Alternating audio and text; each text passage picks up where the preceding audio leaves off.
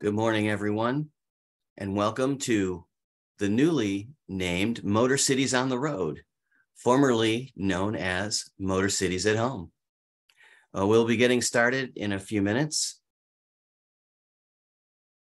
so please stay with us. We're going to let the rest of our registrants get into the session, and we will get started.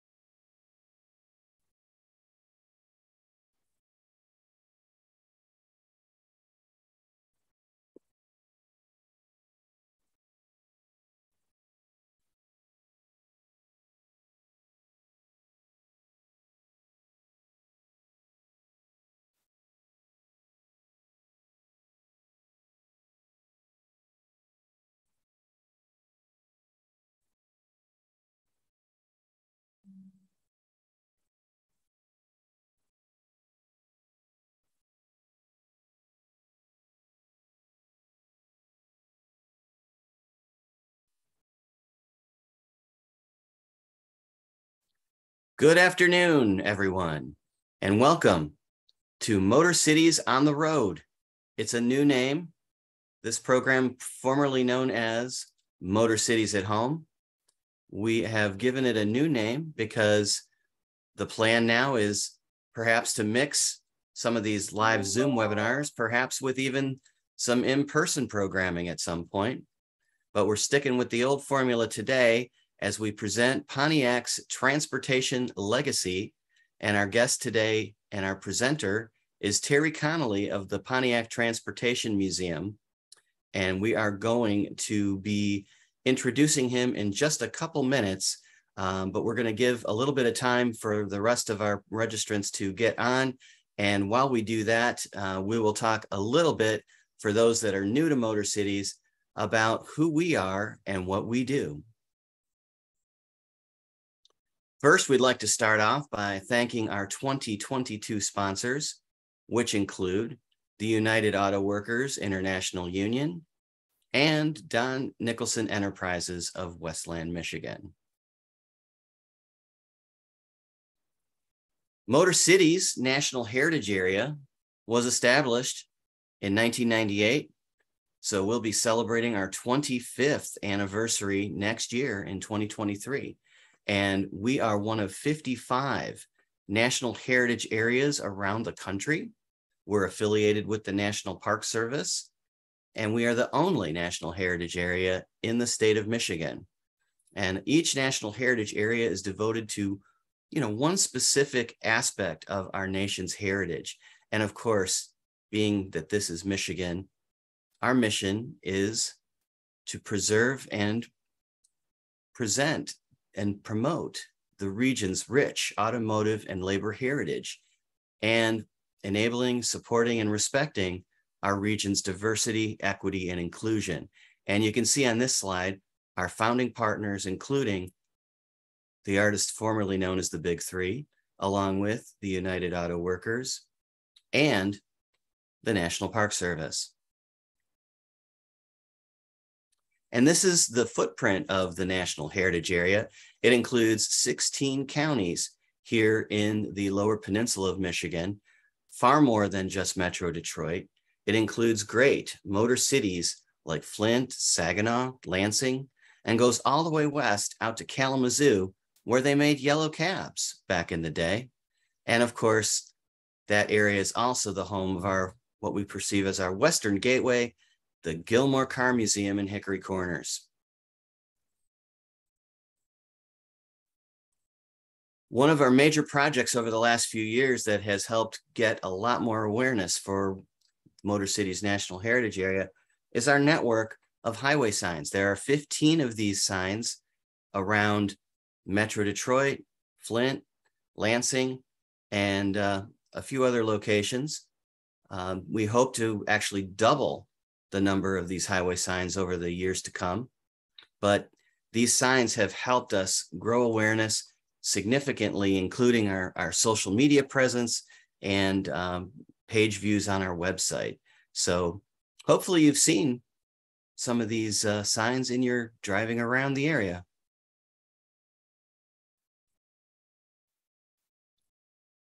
A couple things that are new. Number one, after 14 years, we recently moved offices out of the Renaissance Center in downtown Detroit and to a co-working space in the News Center area of Detroit, known as Chroma Detroit. And that's a picture of it on the left in this slide. And this is our first month there. And we're looking forward to starting a new chapter in our own history at MotorCities. And also in 2022, we launched a new program called our Junior Ranger program, which is somewhat derived from Junior Ranger programs at national parks around the country. But certainly we've given it a unique MotorCities twist. And it is a program for school-age children, elementary and middle school age. And you can go on our website, MotorCities.org, and you can click the Junior Ranger tab on the top bar at the top of the homepage, and you can learn all about how your child, your grandchild can become a MotorCities Junior Ranger. And there are a number of ways to get to know us better on the web. Certainly MotorCities.org is a great resource. And we actually produce a weekly e-newsletter appropriately entitled You Auto Know. That comes out every Wednesday. And there's a place on the lower portion of the homepage where you can click and sign up to get that newsletter delivered to your email inbox every Wednesday. And of course, we also have a very robust social media presence, including Facebook, Twitter, Instagram, YouTube, LinkedIn, a whole number of others. And so we love to hear from you and engage with you on our social media. And of course, if you want to support us, if you like our mission and like what we do, you can become a member of MotorCities. And that's the link right there. There are a number of privileges and benefits attached to MotorCities membership, including admission and gift shop discounts at a number of our partner attractions. And also, just if you don't necessarily want to become a member, but you just want to give a donation in support of our work, you can go to motorcities.org/support, and you can donate to us via the Network for Good platform.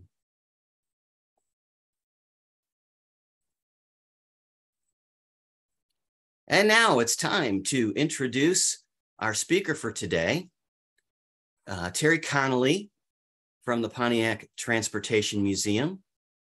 He grew up in central New York State near Syracuse and received a Bachelor of Science degree in Mechanical Engineering from Princeton University, and also earned an MBA from Stanford. He has more than 40 years of sustained contributions in engineering and product development in the automotive industry. He started his career at GM's Pontiac division back in 1979, focusing on chassis and powertrain development, and progressed through a lengthy array of technical positions in the vehicle and automotive supply industry. He's also been a lecturer at the University of Michigan on chassis and vehicle integration topics. Most recently, and what you're going to learn more about today, he is a volunteer and board member of the Pontiac Transportation Museum, which is located inside the former Crowfoot Elementary School in Pontiac. So without any further ado, I give you Terry Connolly. Thanks very much, Bob. As I'm sharing my screen, let me say it was a pleasure to be invited to do this, because MotorCities, we're kind of a fledgling organization. MotorCities is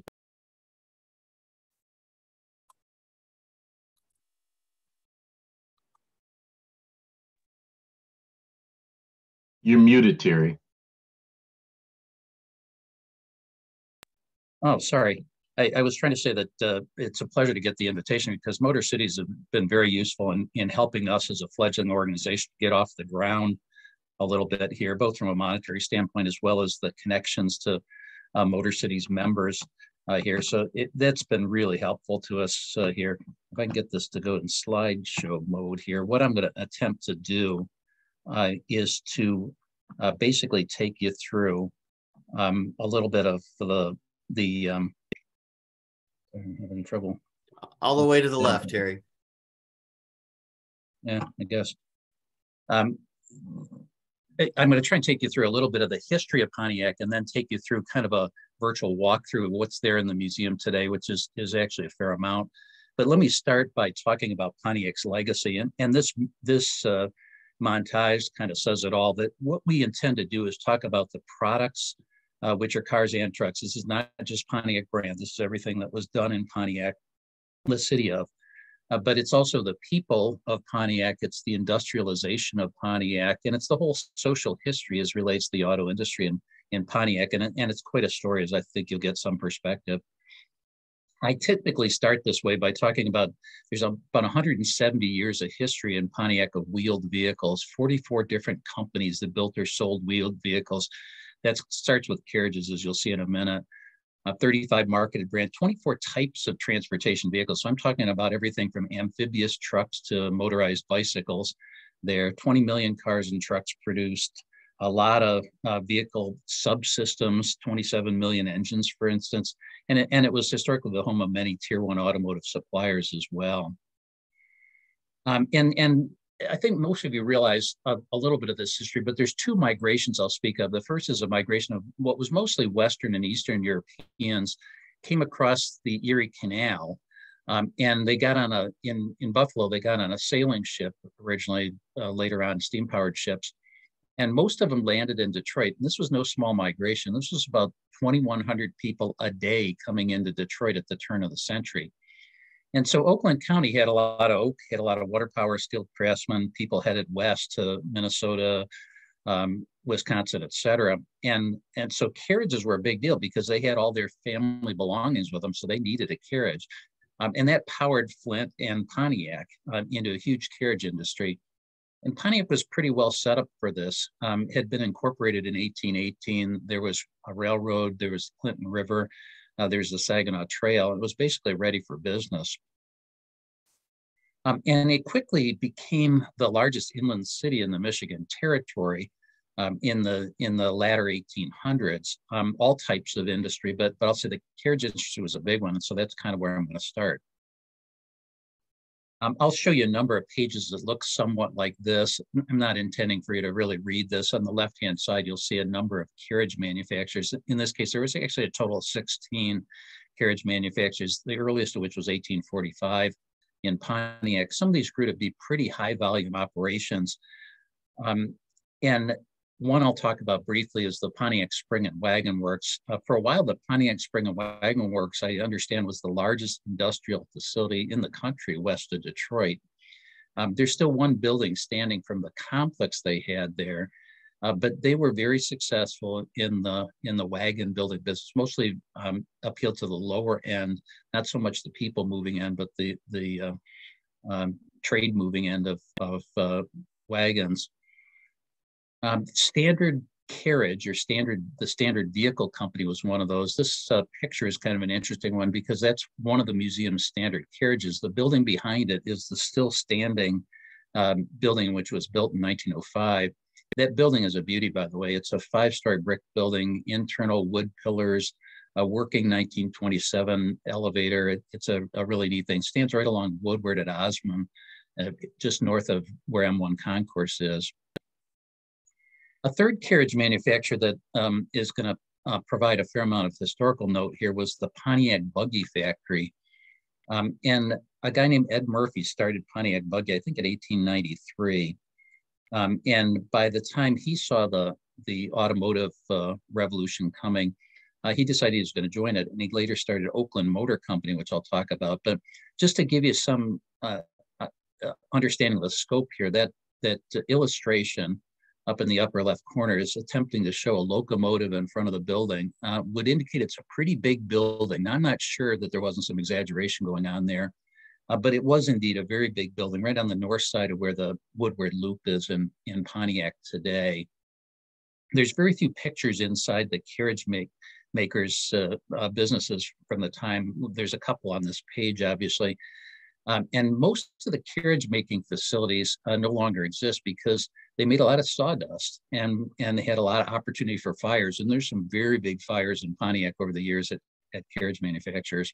But between Pontiac and Flint, they had 25% of all carriages built in the whole United States. So huge business.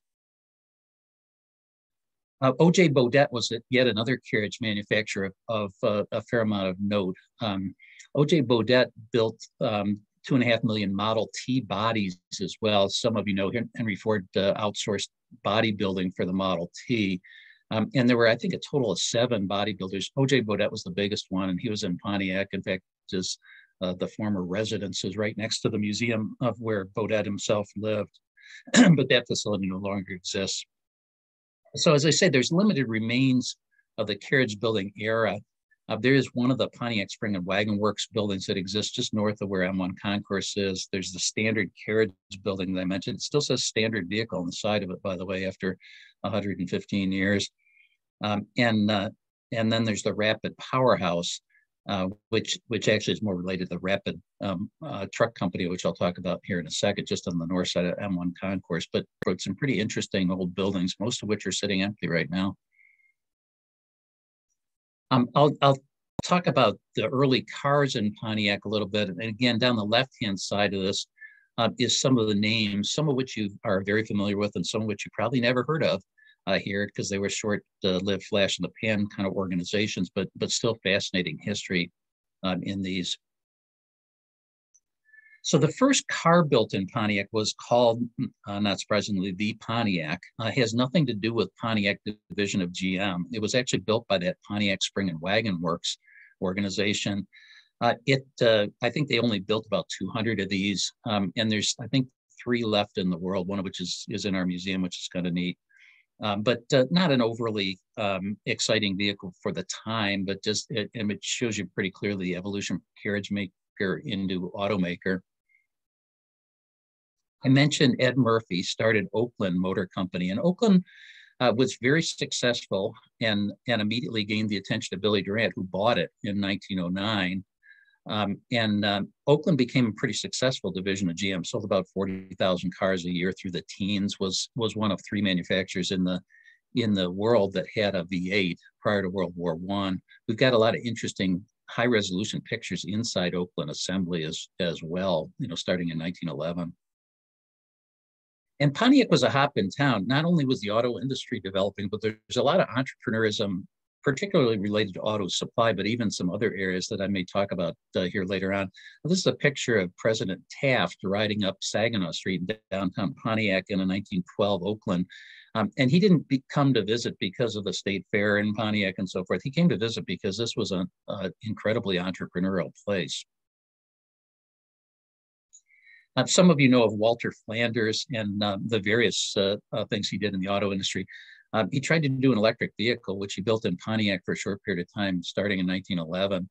The Flanders Electric was priced at about $3,500 then, which you got to remember, Model Ts were selling for $495.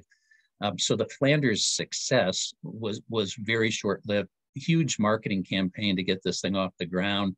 Basically floundered pretty immediately here, but an interesting looking vehicle. It's kind of a double-ender vehicle. The Carter car is another interesting story in history. Carter car ran from, I believe, 1905 to 1915. Also caught the eye of Billy Durant, who bought it in, I believe, 1912. Had a so-called friction drive transmission, which was kind of a continuously variable transmission that I think Durant thought might be the future of the industry. Didn't turn out that way. And so Carter car went the wayside of automotive companies. But in the meantime, they manufactured about 30,000 cars in the south side of Pontiac. I'm sure all of you know a little bit about Alfred Sloan, and one of Sloan's kind of particular things that he became famous for was his attempts to claw back some of the market from Henry Ford. We had 90% of the market in the early 20s. And one of the ways Sloan attempted to do that was with companion brands for the GM mainstream brands. And so if I point you down on the left corner, most of you have heard of LaSalle, which operated for about 13 years. Not so many probably have heard of Marquette, which was the companion brand to Buick, and Viking, which was the companion brand to Oldsmobile. So Pontiac started out as Sloan basically wanted Oakland to market a brand that was lower price, lower content, to compete a little bit upscale from the Model T. And that brand was to be called Pontiac. So it launched in 1926. Now, I told you Oakland was selling about 40,000 cars a year. The Pontiac came in, again, priced higher than the Model T, but it was closed body, it's 6-cylinder engine. So it was kind of upscale from the Model T.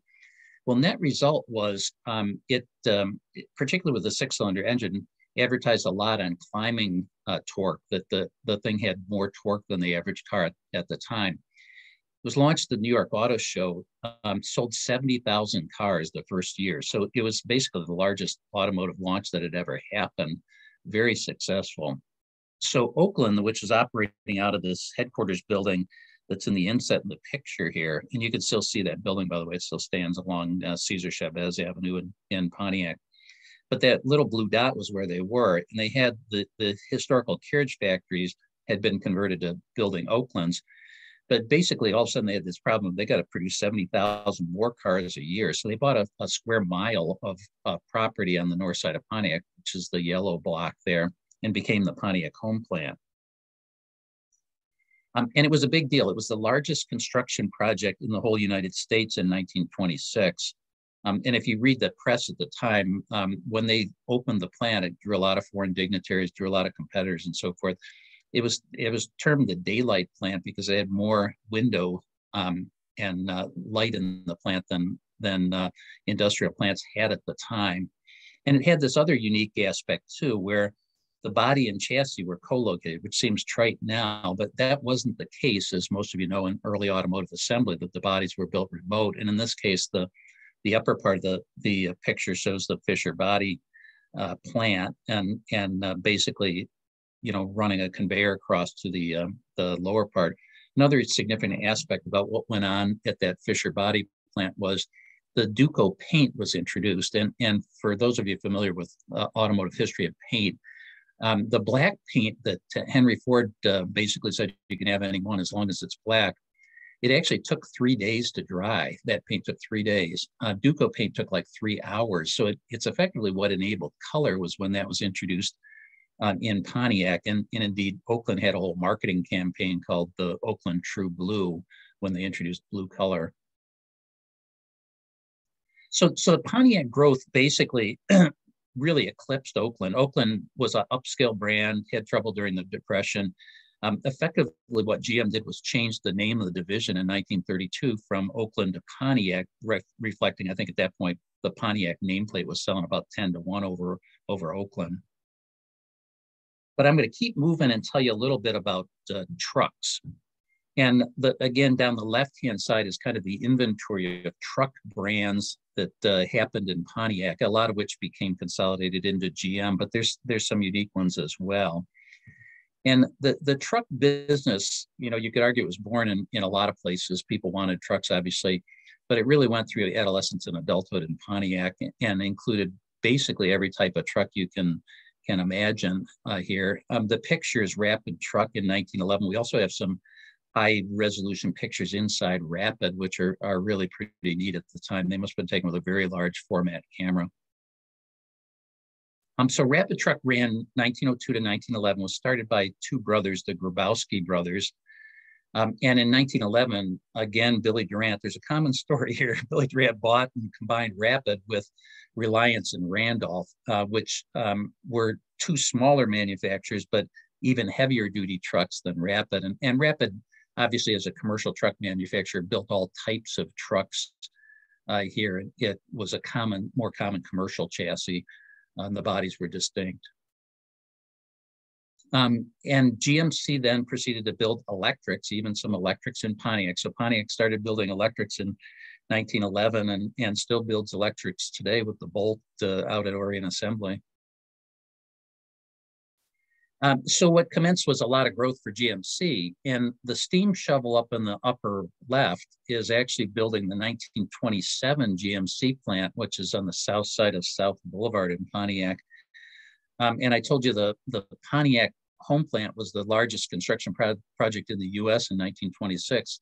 The largest construction project in the U.S. in 1927 was the Pontiac truck plant. So huge amount of building going on in Pontiac. I'd like to point out on this collage of pictures, the one down at 4 o'clock, which is the U.S. military historically picked up trucks at the truck plant. And this was a convoy basically during World War I of doughboys picking up trucks. And the road that they're on is Woodward Avenue. You're looking at the Woodward Valley at Long Lake in the background there. I mentioned there are other truck manufacturers. Columbia was probably the longest lived of those, ran for about a decade on the north side of Pontiac. But eventually, I think the GMC market share just grew and grew and grew. So the plant growth in GMC, there's the top two pictures here. The illustration on the top is what was historically the Rapid plant, just as it became GMC. The smokestack is the Rapid powerhouse, which I showed you the sort of current relic of earlier. The bottom plant is the so-called Plant 2 along South Boulevard in Pontiac, most all of which is gone at this point in time. There were, as you'll see in a second, there were actually 3 truck assembly plants in Pontiac. That South Boulevard plant grew to really tremendous size. Just to orient you on this picture, for those of you that don't know Pontiac, the white stripe horizontally near the top of the picture is Woodward Avenue. Then there's kind of a black horizontal stripe, that's the railroad tracks, and then you'll see South Boulevard labeled. But this was a big plant, built, as I say, all types of trucks. And built some things that we view today as true classics. Most of what it built was really commercial trucks, though. So the original Rapid truck site had become Pontiac West Assembly for trucks. And the aerial shot you're looking at now is exactly where the M1 concourse is today. So all those buildings are gone. M1 concourse is there. The only thing that really still stands is a Rapid powerhouse out of that facility. And then I showed you the Plant 2, the central truck plant in Pontiac. And then there was actually also an east truck assembly plant in Pontiac. So 3 assembly plants within the bounds of the Pontiac city. And by the way, there are 2 car assembly plants in the bounds of the Pontiac city as well. As I mentioned, all types of trucks from class 7s to amphibious trucks, all built in Pontiac here, 100 and some years of history, which basically closed when the Pontiac East plant closed in 2007, but pretty storied history. Another inventory slide of sorts. The ones on the left side here are coaches, trailers, motorbikes, motorhomes, tractors, et cetera, that were built in Pontiac. And again, maybe less obvious stuff here. I'll just mention a few points here. Most of you are probably familiar with the World in Motion 1939 World's Fair, this vision of transportation that GM offered to the industry and was very prominent. Might be one of the most famous set of show vehicles ever built. I think there were 11 originally built, if I remember correctly, and 10 still exist in museums around the country, around the world, really. But that got GM into the coach business big time, and Pontiac was where GM built coaches.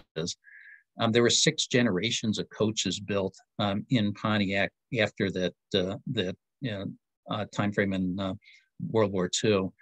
And the coach business basically left Pontiac in large part because of a consent decree that the Department of Justice had against GM, that GM basically had 100% of the coach business in the US, so had to break it up and sell it off. And that includes coaches like the bus that carried Rosa Parks for that pretty historic event here. If you walk in the Ford Museum and look at the nameplate on the step, you'll see built in Pontiac, Michigan. One of the other fascinating products, really, to me, that get built in Pontiac was in 1973. GM introduced this GMC motorhome. It's really a technological tour de force, front-wheel drive, independent rear suspension, air spring suspension, fiberglass body, upper aluminum structure, and really remarkable vehicle here for the time frame. Built those for 5 years, and I think built just about 12,000 of them. 8,500 are still on the road today. There's another motorhome built in Pontiac called the Vixen, which is a garageable motorhome. It's about 7 feet tall. Will go under a typical garage door. It has a pop top that cantilevers from one side, and it's about 20 feet long. So it truly is a garageable thing that was built for a couple of years in the mid 80s, notably by Bill Collins of GTO and DeLorean fame. Whizzer motorbikes, built in Pontiac from 1945 to 1966, by far the highest volume motorized bike in the country, which was a significant trend at that point. I guess you could say it's somewhat of a predecessor to today's e-bikes in some ways. I want to talk about military history very briefly here, but really an important chapter in Pontiac and really in much of Michigan. Many historians would say that the manufacturing conversion of wartime products was the big enabler to winning World War II. And this on the right-hand side is an advertorial that Pontiac ran about going from buggy building to car building to guns. And this guy, William Knudsen, was the president of GM when FDR called him and said, "You're drafted, you're going to be a 2-star general in charge of all wartime procurement." So he basically did all of the work on Liberator bombers, Liberty ships, as well as the automotive industry conversion. And as I say, Pontiac played its part. There are about 360,000 deuce and a half trucks built in Pontiac, something Patton called the true hero of World War II. There are another 200,000 built in St. Louis by GM, by the way. And Pontiac built the Ducks, the amphibious truck here, which is still, I'll say, somewhat beloved today. There's significant fleets of those running, and they delivered about 5 million tons of men and equipment onto European beaches. Pretty remarkable. There were later generations of an amphibious vehicle, M76 Otter. There were torpedoes built in Pontiac during the war. There were anti-aircraft guns. There were a lot of, obviously, technical capacity for industrializing wartime production in Pontiac. And one of the neat parts of the story, is, as most of you realize, is they're pretty manly trucks, but they were assembled by the women of Pontiac, and you can pretty clearly see women in the pictures welding together duck hulls and stuff that looks like pretty manly jobs. So just to kind of get near the end of this history story, in 1955, Bunky Knudsen, who was William Knudsen's son, was appointed general manager of Pontiac, and he lived by this adage of, you can sell a young man's car to an old man, but you can't sell an old man's car to a young man. And he made some pretty big changes in the divisional leadership. He brought in John DeLorean, he brought in Pete Estes, and they went on a total roll. Basically got 4 of the next 10 Motor Trend Car of the Years, and went from about number 7 in the industry in sales to number 3 in the industry in sales by 1970. A pretty remarkable success. A lot of it styling and lifestyle kind of marketing that really captured the era if you go back and look at their advertising from the time frame. But bunch of it was also powertrain innovation that Mac McKellar became pretty famous in Pontiac engine development, and Pete Estes himself was quite the engine guy. And as you might imagine, that growth from number 7 to number 3 was accompanied by a lot of manufacturing growth. So that square mile that I showed you before that Oakland and Pontiac had purchased, this is what it looked like in 1964. And that's pretty much that same square mile. Now there's some buildings off the page here that aren't even included on this shot, but there's 10.8 million square feet under roof on this facility. And at peak, it employed about 25,000 people. And as I think everybody's aware, Pontiac became somewhat of a cultural driver in the industry between the Smokey and the Bandit stuff and Little GTO and just some of the continuous marketing really became a significant part of history. And the Pontiac brand itself continued to innovate until the Chapter 11 that Jim went through in 2010 basically dropped the brand at that point in time. So our mission overall is to preserve and communicate that history in obviously a bunch more depth than you just saw, but it's products, it's innovation, it's people, it's industrialization. But we also have this role in the community as well, that we intend to stimulate economic growth for the city of Pontiac, which they need fairly desperately. We intend to do a lot of STEM outreach to the schools, and we intend to connect that history to the current industry presence in Pontiac. At this point, I want to take you on a little bit of a walk through the museum here. And this will be basically as it exists right now. You saw our exterior in one of the shots that Bob had up earlier. It's the former Crowfoot Elementary School in Pontiac. And as you think elementary school, you'll be surprised by the pictures inside perhaps. And that's a 35 Pontiac in front of it. This is our entrance today. And it's I'll say a temporary entrance. We aren't even doors open here yet, but where we're going is to reopen the front entrance of the building here. When you walk in the building today, here's literally what you'd see if you walked in there this afternoon. This is a former cafeteria looking across into a former gym. Our intent for the building is it's going to be epoxy floors and black painted ceilings and so forth. But it gives you some idea. We've got 65 cars and trucks and carriages in the building right now. We're still very much under construction. I'll show you a bunch more shots here. This is kind of looking from the opposite side in the gym back across. This is the area, the so-called phase 1 area of the building that we will open first. I think I got a little broader shot from somewhat the same location to see we've over there on the left-hand side, we've cut doors through the existing walls in the museum so we can move cars and trucks around, which is obviously going to become very important to us. The building is engineered such that the load floors can carry all the cars and so forth that you see, which is a great advantage. And we've already done a lot of demolition in the building, taken out drop ceilings and repainted a bunch of it and so forth, but a lot more work to go. One of the important features in the building is a conference room. We've got an auditorium theater kind of thing that'll seat actually about 50 people. And as would be a typical museum, when you walk in, one of the first things you'll do is sit down and watch a video about the history of Pontiac before you progress out on the floor, so you get some perspective on kind of what you're going to see. But this is, by the way, is a really important part of our early activity, which again, MotorCities National Heritage Area is helping us with here as we're nearly complete with this room at this point. The same thing with the bathrooms, by the way, which the building had been vandalized very substantially before it got given to us here. And so things like plumbing and so forth were destroyed. That white area kind of in the center of the picture back there is the ADA compliant restrooms, which are getting nearly complete at this point in time. This is kind of the front row of the historical front of the building. You see that 1908 Pontiac, the Pontiac in front. The yellow car is a Carter car. The next two are Olympian brand, which you probably never heard of, but again, kind of a flash in the pan thing that built about 2,000 cars on the south side of Pontiac.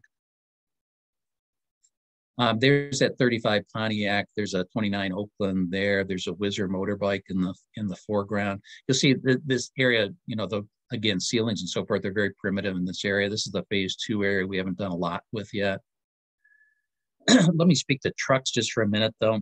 We have a bunch of pretty interesting old trucks. That one on the left is a Grabowski. It's the only Grabowski that exists in the world. It's a 1911 wood-wheeled, hard-tired vehicle. Actually drove itself into the museum on the original engine, by the way. The 26 GMC is a 2.5-ton flatbed in front of you. The red truck is on the right is a Reliance, and it's one of 2 Reliances left in the world here. Again, that's the brand that Durant combined with Rapid. Here's a GMC motorhome. Even though this thing, it looks shop worn from the outside, and it is, it also drove itself in, and it is the second VIN sold to the public in 1973. So it's got some heritage. In the center of this picture is a 1907 Rapid truck. It was built as a bus, a really fascinating little truck, and it's one of 4 Rapids left in the world. So a lot of fairly unique stuff in the museum. This wall that's in front of you here is going to be basically, it's about 50 feet across and probably 25 feet high. And that's going to be a timeline of wheeled vehicle history in Pontiac, kind of a 3-dimensional timeline. More in the phase 2 area here, a lot of Grand Prix. Grand Prix is a very good nameplate for Pontiac. 1940 GMC, you see there. The inside the school, another kind of an interesting feature is it has this 2-story atrium, which the downstairs will be more display space as well as archives. That Native American is a 23.5-foot tall fiberglass sculpture that was in front of a Pontiac dealer in Asheville, North Carolina for 60 years. He looks very big from the bottom side when you're down there walking around. I mean, in front of you here is a 66 GTO convertible and a 70.5 Trans Am. I probably should have taken the covers off. The room you see in the center of the picture is kind of the back room, which I'll show you here in a second. This is going to be an archive area. The building is 55,000 square feet, so you probably get the impression from the pictures. It's a big place. In our back room, we've got a hoist and compressor and so forth set up for a modest amount of vehicle work that we're doing right now. I'll say the back room also stores a bunch of stuff that's in various states of progress. I think this is my last picture inside. A lot of unique stuff. There's that brass era car is a 1911 Oakland. Right next to it is a Vauxhall Vixen, which interestingly enough was sold in Pontiac dealerships for about 3 years. Just giving you some brief overview of the outside. In the top picture, the red area is the building that we're in and the property that is owned by the 501c3 now. The blue areas are actually all nationally historically recognized properties. Notably, the Merrick Palmer House is an 1880s lumber baron house. But all those blue areas are historically recognized properties. So it's a pretty interesting place to have a museum right now. And then the 2 lower pictures are kind of what you see when you look out the back of our museum, which makes for a really interesting backdrop that is very pleasant for, we might do business and wedding receptions out there. We think we're going to have at some point maybe build a restoration garage. And I know the light on those pictures that inside the museum is just terrible. And that's probably our biggest challenge right now is we don't have final lighting in the museum. But a lot of these vehicles are pretty interesting vehicles when you take them in more appropriate light here. So I'll just kind of leave you with that.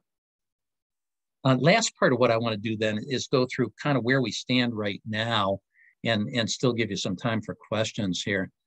So this legacy of the Pontiac community, I basically chart in 4 areas. At 1 o'clock, I mentioned these huge cultural migrations. One was Erie Canal driven, but one was jobs driven from, as many of you understand, from about 1910 to 1950. There was an incredible amount of growth that brought many of the families, I'll say most of the families in Pontiac have some history in having lived someplace else and come to Pontiac for jobs. And it brought quite a mix of cultures and backgrounds and genders and everything to Pontiac. Then the birthplace of the muscle car, the 64 GTO, we acknowledge as the start of the muscle car. I know that intelligent voices can differ on that, but the 64 GTO sort of led the whole 60s revolution in terms of muscle cars. At 7 o'clock, the earliest and broadest line of trucks and buses and so forth. And then the Arsenal of Democracy up in the upper left corner here is a remarkable story that for Pontiac has not been well told. I think Pontiac deserves to take more pride in that. The Pontiac brand itself has a history of an industry innovation leader, and it's not just in product, but it's some groundbreaking manufacturing methods. It's reinventing the enterprise. There is this long list of technical first to market. That so-called Endura bumper on the 68 GTO is kind of what started the move away from chrome. bumpers in the industry. Obviously, a pretty remarkable styling change. And there's also a people story behind this, which is kind of neat too, that the Pontiac workforce is obviously sort of I'll call it a dirt under the fingernails manufacturing town, but it's a very resilient, resourceful, and broadly inclusive workforce. There's some neat stories there.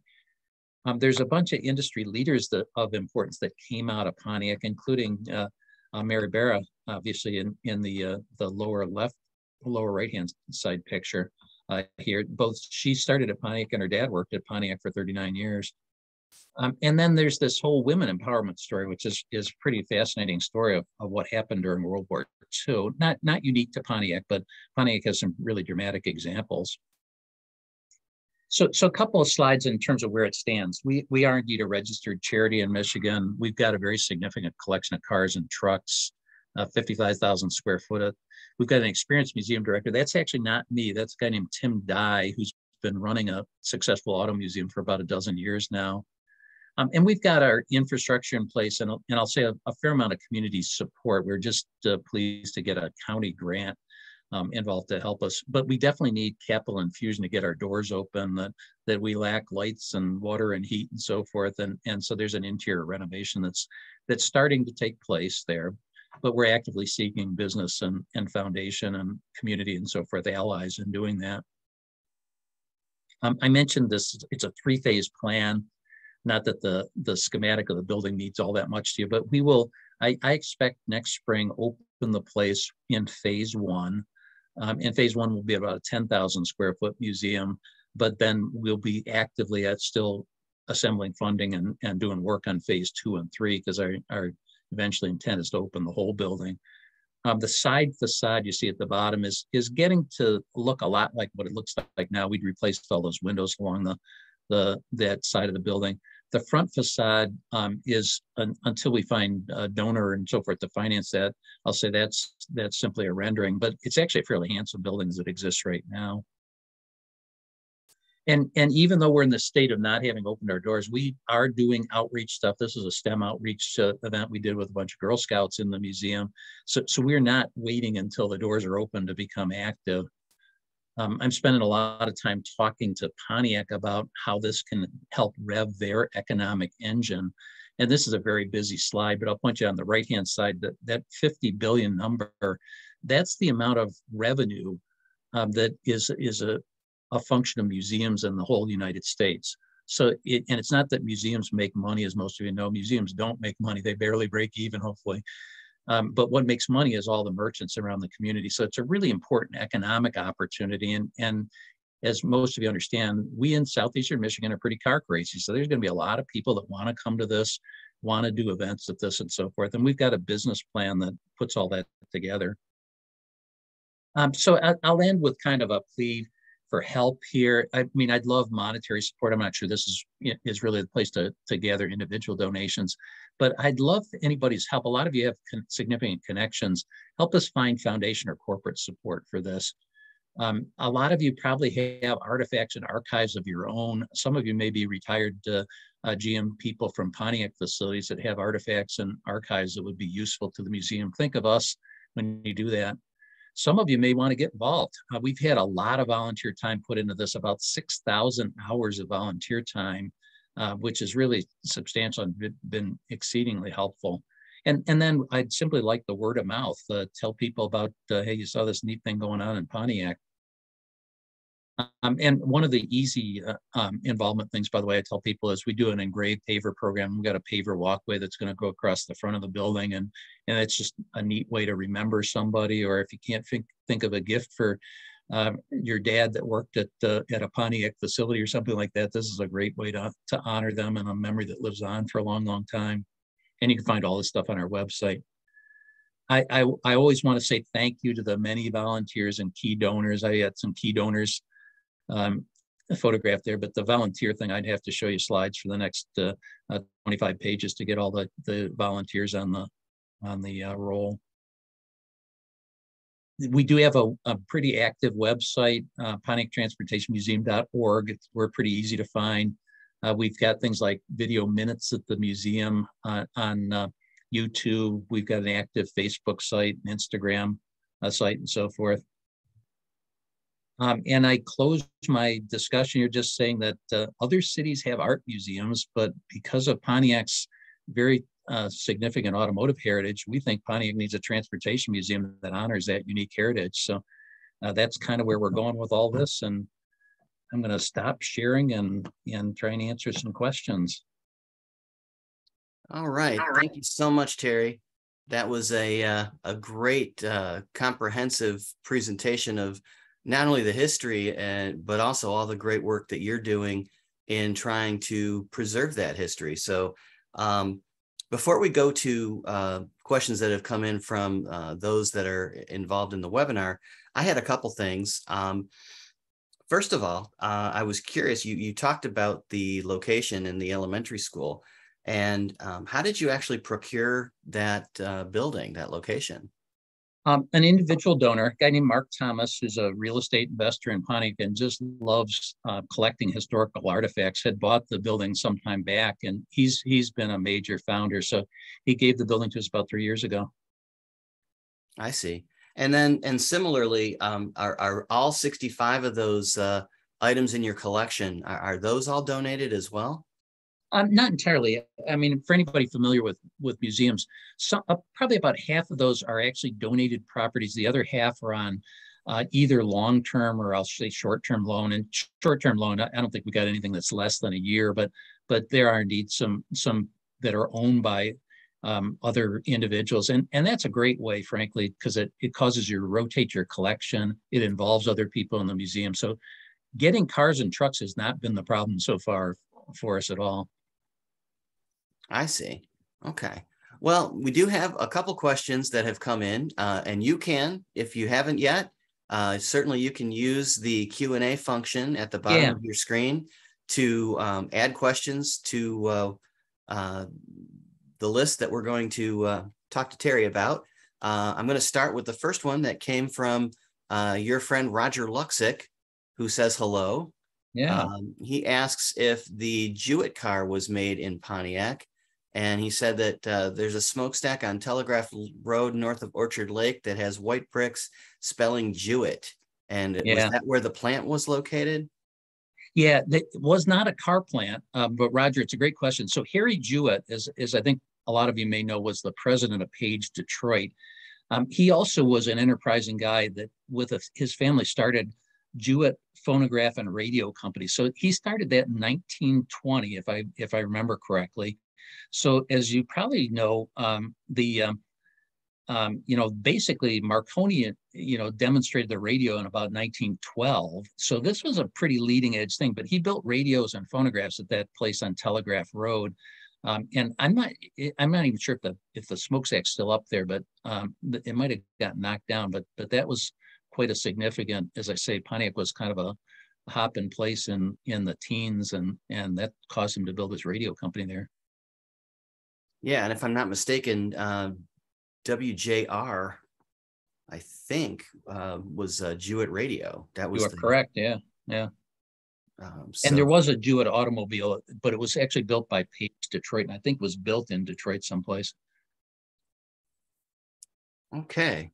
Well, thanks, Roger, for that question. We have another question that comes from Florian Dutke, and he's asking about the Fiero is celebrating a major anniversary this year, and the event is planned in the summer of 2023. And does the Pontiac Transportation Museum have any plans to link up with that event? Yeah, the answer is absolutely yes. This group that's planning the 40th anniversary of the Fiero came and started talking to us about a year ago. And would the museum be open at that point in time? Could they do things at the museum? And this is a great example of bringing economic commerce into Pontiac, because we are indeed going to end up hosting that group for at least an evening, and it's probably going to be some better part of 2 days, I think. They're also going to spend time at the M1 Concourse. They have a number of things on their agenda, as you might expect, but it's going to bring a pretty significant crowd of people in, and they're going to pay hotel bills and restaurant bills and buy gas and so forth in Pontiac. So it's a great example of how this museum draws people into the economy. Okay. And I know that you have you talked, in good detail about the building, and it really, I've never thought of a school being a great place to build a museum. I personally was in the museum industry myself for almost 20 years. And, it is an amazing building. It's got fantastic potential, and I can see, the great makings of what you're putting together there. I'm wondering, I know you talked about a breakdown of the phase 1, phase 2, phase 3. What are some of what are some of the challenges you're running into, from a building standpoint? Taking a school and converting it into a museum is almost a Herculean task. Well, again, you guys saw that it's wide open inside. It had movable partitions. It was built in an environment where the school wanted a, quote unquote, open environment. And so they had these movable partitions that separated off all the classrooms, and it had drop ceilings. And once we took all that stuff out of there, remarkably big demolition task, but we took all that stuff out of there, it really becomes this nice open environment.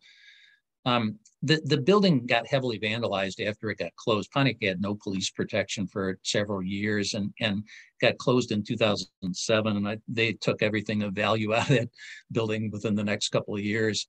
So it needs all new HVAC, it needs all new plumbing, it needs all new electrical. It's not that structurally there's really nothing wrong with the building. We won't do much in terms of structural construction on the building at all. We may put a new atrium on the front of it. It has way more, as you might imagine, as a school, it had way more bathroom capacity than you need as a museum, for instance. So we took out about probably half or 2/3 of the bathrooms so far. But it's really, it's a matter of money, and it's about, overall, we estimate a $4.2 million project to do the whole building, which is not that significant an investment to do that. But we definitely run into some stuff like in the construction of the first set of bathrooms, we basically ran into the in-ground plumbing drains were basically toast at that point in time. So we ended up digging up a lot of excavation to replace drains. So, stuff sitting empty that long is not a good deal, obviously. Mm-hmm. How old is the actual building? 1973. As a curiosity, it was built by Gretchen Whitmer's grandfather, who was the superintendent of Pontiac schools for, I think, on the order of 20 years. So there wasn't like asbestos or any environmental concerns? Well, nope. We had our inspection for asbestos and passed that seemingly with flying colors. So I think we're good there. That's great. That would have been a huge measure to overcome. So you showed us a lot of your collection, and there's, as you mentioned, some rare cars. What are a couple of the items in the collection that you're most proud to have, or among the most valuable gets you have in the collection? Yeah, value, as many of you understand, value in the car museum industry is kind of different. Like probably the most valuable cars are ones like we got an LS7 Solstice, and those carry a lot of value because any of us would love to have it in our driveway. When you start talking about a 1908 the Pontiac thing, none of us can drive it, and it just sits in your garage, so it's not worth all that much money. But for me, the stuff that's intriguing is the stuff that's really rare. That you start talking about the Grabowski, and there's 2 Olympians in there. They are the only 2 Olympians in the world. The Rapid truck is one of 4 in the world, and the closest place you can see one, by the way, is in the Henry Ford, which looks a lot like our Rapid truck.